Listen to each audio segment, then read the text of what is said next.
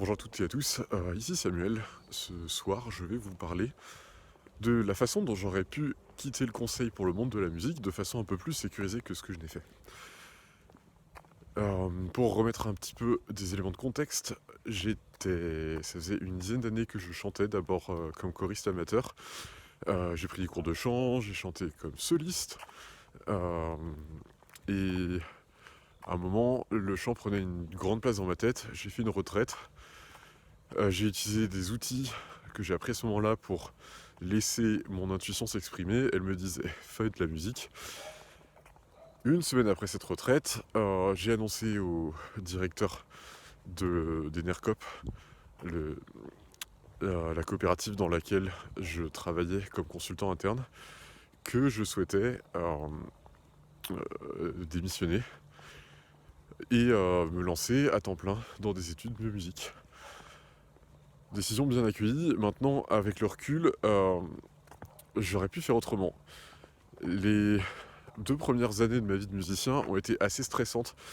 Je n'étais pas serein sur la façon dont j'allais gagner ma vie. Or, j'aurais pu avoir d'autres options.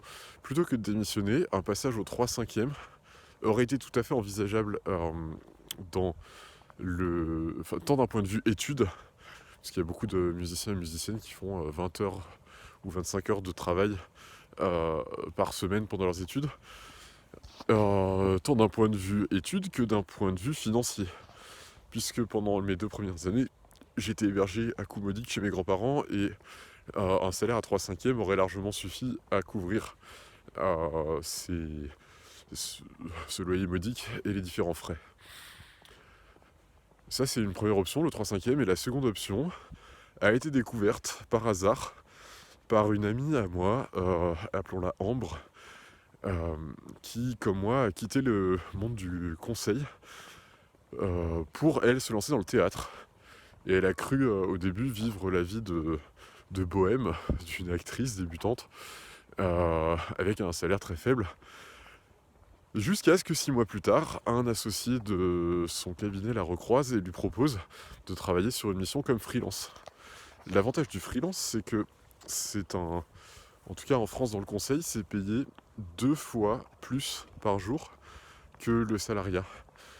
La conséquence de ça, c'est qu'encore aujourd'hui, elle a le même niveau de revenu que ce qu'elle pouvait avoir, que ce qu'elle aurait pu espérer dans son cabinet de conseil à temps plein comme salarié, en travaillant à mi-temps. Et donc elle passe la moitié de son temps en mission et la moitié de son temps sur ses projets théâtraux.